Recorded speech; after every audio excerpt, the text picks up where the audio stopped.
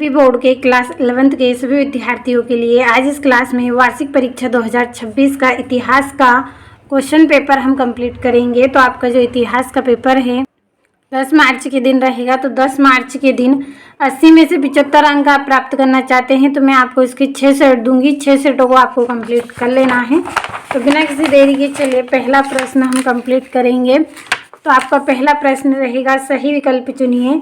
पहला है, प्रसिद्ध चित्र मोनालिसा के रचनाकार कौन थे? तो इसके रचनाकार लियोनार्दो दा विंची थे। अगला है, मेजी सरकार का संबंध है। तो मेजी सरकार का जो संबंध है वो जापान से है। तीसरा आपका इसमें रहेगा, सुनहरा गिरोह का गठन किसने किया था? तो इसका गठन चंगेज खान ने किया। अगला है, मेसोपोटामिया वर्तमान समय में किस क्षेत्र का हिस्सा है? तो ये इराक का हिस्सा है। अगला है, यूरोपीय लोगों द्वारा बनाई गई बस्तियों को क्या कहा जाता है? तो इसको कॉलोनी कहा जाता है, कॉलोनी। और अगला है, रोम साम्राज्य का हृदय किसे कहा जाता है? तो भूमध्य सागर को कहा जाता है। तो ये हो गए हैं सही विकल्प। इंग्लिश मीडियम वाले बच्चों के लिए यहाँ से हम टिक करेंगे। तो पहले का आपका ए रहेगा, दूसरे का भी ए रहेगा, तीसरे का ए, चौथे का सी रहेगा आपका, चौथे का सी, और पांचवे का आपका रहेगा बी, और छठे का आपका रहेगा डी। तो ये हो गए हैं आपके सही विकल्प। और आपने अभी तक ऐप का सब्सक्रिप्शन नहीं लिया है तो इस वीडियो के डिस्क्रिप्शन में लिंक दी गई है, चेक करें किस तरह से सब्सक्रिप्शन मिलेगा, पूरी जानकारी मिल जाएगी। और आपको ऐप पर स्पेशल पीडीएफ भी मिलेगी इतिहास की। तो स्पेशल पीडीएफ में 100% श्योर आने वाले क्वेश्चन रहेंगे। साथ में आपको ऐप पर हर तरह के क्वेश्चन का सलूशन मिलेगा। तो ऐप के साथ जल्दी से आप जुड़ें। अगला है, रिक्त स्थान की पूर्ति कीजिए। तो पहला है, प्रोटेस्टेंट चर्च के जनक डेडेस थे? तो मार्टिन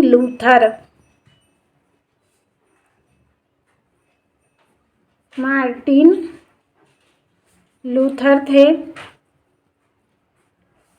अगला है, टोक्यो का अर्थ डेडेस है। तो इसका क्या अर्थ होता है? पूर्व राजधानी, पूर्व राजधानी। अगला है, राजा जिमरीलीम का राजमहल डेडेस में स्थित है? तो मारी में स्थित है। अगला है, मंगोल सरदारों की सभा को डेडेस कहा जाता है? तो कुरिलताई कहा जाता है,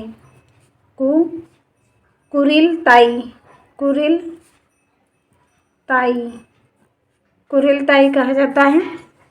अगला है, नन डेडेस धर्म से संबंधित है? तो ईसाई धर्म से, ईसाई धर्म। अगला है, रोमन साम्राज्य में प्रचलित चांदी के सिक्कों को डेडेस कहा जाता है? तो इसको बोला जाता है दिनारियस बोला जाता है। ये हो गए हैं रिक्त स्थान। हिंदी मीडियम इंग्लिश मीडियम दोनों क्लास के बच्चों के लिए कंप्लीट है। अगला आपका है, सत्य सत्य लिखिए। तो पहला है, सबसे पहले विश्वविद्यालय इटली के शहरों में स्थापित हुआ? तो ये सत्य रहेगा। अगला है, पश्चिमी चर्च के मुखिया को पोप कहते थे? तो ये भी सत्य रहेगा। तीसरा है, रोमन साम्राज्य में संयुक्त परिवार का प्रचलन था? तो ये आपका असत्य रहेगा। अगला आपका है, कोरोनिया को 1977 में विदेशी मुद्रा संकट का सामना करना पड़ा? तो ये असत्य है। असत्य यहाँ पे आपका रहेगा 1990। यहाँ पे आपका जो सन है वो गलत दिया है। अगला है, वास्को डी गामा ने यूरोप की खोज की थी? तो ये आपका असत्य रहेगा। अगला है, बाटू चंगेज खान का पुत्र था? तो ये आपका असत्य रहेगा क्योंकि यह पोता था उनका। अब इंग्लिश मीडियम वाले बच्चों के लिए टिक कर देती हूँ। तो ट्रू रहेगा, पहला, दूसरा, तीसरा फॉल्स, चौथा फॉल्स रहेगा, पांचवा फॉल्स, छठा भी फॉल्स रहेगा। तो अच्छे से स्क्रीनशॉट ले। चलिए अगले प्रश्न की ओर बढ़ते हैं। तो चौथे प्रश्न में सही जोड़ी लिखिए। पहली है, एम्फोरा की जोड़ी आपकी रहेगी मटके या कंटेनर। दूसरी है, मंगोल सरकार की परिषद। तो इसकी जोड़ी आपकी रहेगी कुरिलताई। तीसरी है, अरस्तु की जोड़ी आपकी रहेगी दार्शनिक। और चिरोकी की जोड़ी आपकी रहेगी कबीला। और स्टेपीज की जोड़ी आपकी रहेगी घास का मैदान। और सन यात सेन तो इसकी जोड़ी आपकी रहेगी चीन। और शोगुन की जोड़ी आपकी रहेगी जापान। ये हो गई जोड़ियाँ। यहाँ से चलिए इंग्लिश मीडियम वाले बच्चों के लिए नंबर डाल लेंगे। तीसरी, पाँचवीं, सातवीं, दूसरी, ये वाली आपकी चौथी, पहली और ये वाली छठी। ये हो गई जोड़ियाँ। अगला जो प्रश्न है, एक वाक्य में उत्तर दीजिए। तो मोनालिसा तथा द लास्ट सफ़र के चित्रों की रचना किसने की थी? तो लियोनार्डो दा विंची ने की थी। दूसरा है तैमूजिन किसका प्रारंभिक नाम था? तो तैमूजिन चंगेज खान का नाम था। Genghis Khan. अगला है पेपायरस क्या है? तो एक प्रकार का कागज है। क्या है ये? एक प्रकार का कागज। अगला है ऑस्ट्रेलिया के मूल बासिंदों को क्या कहते हैं? तो एबोरिजिन्स कहते हैं।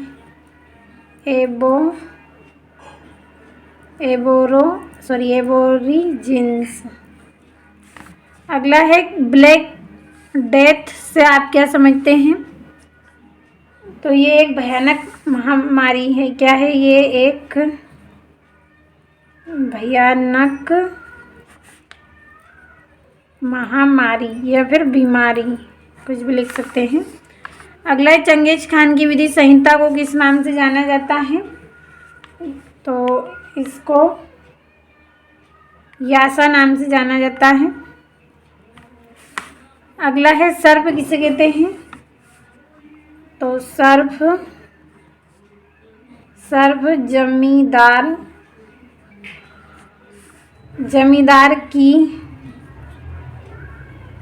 जमींदार की भूमि पर काम करने वाले किसानों को कहते हैं। काम करने वाले किसानों को कहते हैं। तो ये हो गए हैं आपके एक वाक्य में उत्तर। अच्छे से कंप्लीट आप करें और भरोसा रखें पूरे क्वेश्चन आपके रहेंगे। जितनी मेहनत मैं करवा रही हूँ करते चले, आपके लिए मैं भी मेहनत कर रही हूँ, तो आप भी करें। और छठा आपका रहेगा रेनेसा से क्या अभिप्राय है? ये आपका यहाँ से छठा प्रश्न है रेनेसा से क्या अभिप्राय है? तो रेनेसा का अर्थ है पूर्ण जागरण। वहाँ यूरोप में मध्यकाल के बाद कला, साहित्य, विज्ञान और ज्ञान के क्षेत्र में हुए नव जागरण को दर्शाता है।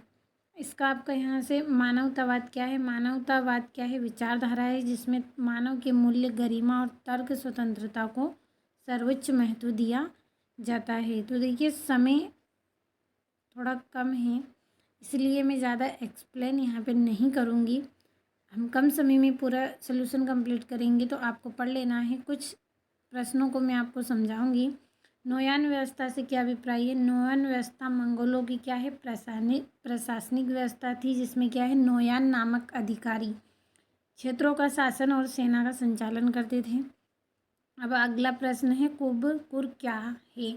कुबकुर मंगोलों की सैन्य संगठन प्रणाली थी, जिसमें क्या है सेना को 10, 100, 1000 और 10,000 की इकाइयों में बांटा जाता था। किसमें? सेना को 10, 100 या फिर 1000, 10,000 की इकाइयों में बांटा जाता था। तो स्क्रीनशॉट के माध्यम से कंप्लीट अच्छे से करें। आपका आठवां यहाँ से प्रश्न रहेगा, मेसोपोटामिया किन दो नदियों के किनारे स्थित है? मतलब बीच में, मध्य यानी कि बीच में स्थित है। तो मेसोपोटामिया दजला और फरात नदियों के बीच स्थित था। अगला है स्टेपी क्या है? तो स्टेपी विशाल घास के मैदानों को कहा जाता है। किसको? मैदानों को कहा जाता है जहाँ पे पेड़ बहुत कम होते हैं और पशुपालन प्रमुख आजीविका होती हैं। और ये आपका नवा है नाइट्रो कौन थे? तो जापान के एक प्रसिद्ध सामुराई योद्धा और सैन्य अधिकारी थे। तो स्क्रीनशॉट लिया होगा आपने। अब ये यहाँ से आपका अगला जो प्रश्न है, इसमें आपको पहला अफीम युद्ध कब हुआ था? तो जो पहला अफीम युद्ध है वो 1839 से 1882 के बीच हुआ था। चलिए अगले प्रश्न की ओर बढ़ते हैं। 10वां आपका रहेगा, गोल्ड रश से क्या तात्पर्य है? गोल्ड रश वह घटना थी जब सोने की खोज के कारण बड़ी संख्या में लोग किसी क्षेत्र की ओर तेजी से आकर्षित हुए। किसकी सोने की खोज की गई थी, जिसमें लोग क्या थे, अधिक लोग किसी क्षेत्र की ओर ये तेजी से बढ़े थे। अगला है, ऑस्ट्रेलिया की खोज किसने की? तो ऑस्ट्रेलिया की खोज कैप्टन जेम्स कुक ने की थी। आपका 11वां है, प्रिंसिपेट किसे कहा जाता है? तो प्रिंसिपेट रोमन साम्राज्य की वह शासन व्यवस्था थी जिसमें सम्राट स्वयं को प्रथम नागरिक मानता था। तो ये हो गया है आपका 10वां और 11वां प्रश्न अच्छे से कंप्लीट आपको कर लेना है। एम्फोरा क्या है? तो ये एम्फोरा प्राचीन काल में तेल, शराब और अनाज रखने के लिए प्रयोग किए जाने वाले मिट्टी का पात्र था, जिसे एम्फोरा बोला जाता है। आपका यहाँ से ये 12वां प्रश्न रहेगा। नाइट्रस किसे कहते हैं? मध्यकालीन यूरोप में घुड़सवार सैनिक जो अपनी समांती स्वामी की सेवा करते थे नाइट कहलाते थे। ये युद्ध प्रशिक्षित, साहसी और वफादार सैनिक होते हैं। अगला है, कैथेड्रल नगर किसे कहते हैं? वे नगर जिनमें बड़े और प्रसिद्ध गिरजाघर स्थित होते हैं जिन्हें कैथेड्रल नगर कहा जाता है। चलिए अगला प्रश्न हम कंप्लीट करेंगे यहाँ से। ये आपका यहाँ से 13वां प्रश्न है। स्क्रीनशॉट के माध्यम से कंप्लीट आपको कर लेना है। भरोसा आप रखें, 100% आपके क्वेश्चन आएंगे। फुल सोल्यूशन मैं आपको दे रही हूँ, बस आप अच्छे से कंप्लीट करिएगा। नेटिव का क्या अर्थ है? नेटिव शब्द का अर्थ उस व्यक्ति से है जो क्या है, किसी विशेष स्थान पर जन्मा हो और वहीं का निवासी हो। यह शब्द किसी क्षेत्र स्थानीय निवासी के लिए प्रयोग किया जाता है। और ये आपका यहाँ से 14वां प्रश्न है। तो बढ़ते हैं अगले प्रश्न की ओर। ये यहाँ से आपका कोलंबस अमेरिका कब पहुँचा था? तो जो कोलंबस क्रिस्टोफर कोलंबस 1492 ईस्वी में अमेरिका पहुंचा। कब? 1492 में पहुंचा। इस यात्रा से यूरोप और अमेरिका के बीच संपर्क की शुरुआत हुई थी। अगला आपका यहाँ से है मेसोपोटामिया का शाब्दिक अर्थ। तो इसका शाब्दिक अर्थ है दो नदियों के बीच भूमि, और यह क्षेत्र टिग्रिस और यूफ्रेटस नदी के बीच स्थित था और यह प्राचीन सभ्यता का विकास हुआ। अब हौज किसे कहते हैं?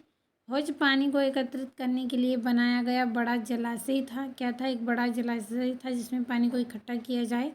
इसका उपयोग वर्षा जल संग्रह और घरेलू आवश्यकता के लिए किया जाता था। तो स्क्रीनशॉट लिया होगा आपने। ये आपका यहाँ पे मैनर व्यवस्था क्या थी? तो मैनर व्यवस्था मध्यकालीन यूरोप की ग्रामीण सामाजिक आर्थिक व्यवस्था थी। इसमें क्या है, एक मैनर के अंतर्गत स्वामी भूमि किसानों के खेत और गांव शामिल होते थे।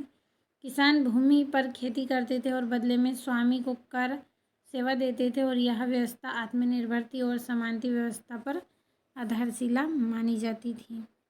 तो स्क्रीनशॉट आप लें और अच्छे से पूरे प्रश्नों को आप कंप्लीट करें। चलिए यहाँ से आप 14 प्रश्नों को अच्छे से कंप्लीट करें। 16वां का अथवा है और ये 17वां प्रश्न है आपका। अब बढ़ते हैं हमारे अगले प्रश्न की ओर। तो ये यहाँ से कंप्लीट कर लेना है आपको। तो बहुत ही मेहनत मैंने की है आपके लिए, तो आप भी अच्छे से मेहनत करें और एग्ज़ाम में अच्छे अंक प्राप्त करें। और इस वीडियो को ज़्यादा से ज़्यादा अपने दोस्तों के साथ शेयर ज़रूर करें ताकि वो भी इम्पोर्टेंट क्लास को अच्छे से कंप्लीट कर सकें। ये यहाँ से आपका 19वां प्रश्न है। तो मैंने अपनी तरफ से बहुत पूरी कोशिश मैंने कर ली है कि आप अच्छे से अच्छे अंक एग्ज़ाम में प्राप्त करें। तो बस आप भी अच्छे से पूरे प्रश्नों को कंप्लीट करें और एग्ज़ाम में अच्छे अंक आप प्राप्त करें, अच्छी परसेंटेज बनाएं। भरोसा आप रखिए, 10 मार्च के दिन पूरे क्वेश्चन आपके रहेंगे। अब ये आपका यहाँ से 21वां प्रश्न है।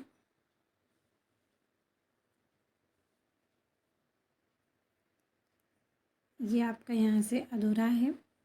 और इंग्लिश मीडियम वाले बच्चों के लिए भी कंप्लीट कर दिया है। और ये आपका यहाँ से मेसोपोटामिया लेखन कला का विकास का वर्णन। तो प्रारंभ में चित्रलिपि का प्रयोग किया गया था, बाद में कीलाक्षर लिपि विकसित हो गई थी। पहले चित्रलिपि का प्रयोग हुआ, फिर कीलाक्षर लिपि हो गई, फिर मिट्टी की तख्तियाँ पर लिखना प्रारंभ हुआ और लेखन का उपयोग व्यापार में किया गया और ऐतिहासिक अभिलेख सुरक्षित हो गए। तो ये आपका यहाँ से इसका अथवा हो गया है कंप्लीट। और आपका जो 23वां प्रश्न है, इसमें मानचित्र आपको स्वयं को ही तैयार करना है। तो इस वीडियो में मैंने आपको जितने भी प्रश्न बताए हैं पूरे आपके रहेंगे। 4 सेट मैंने आपको दिए हैं, चारों को अच्छे से आपको कंप्लीट कर लेना है।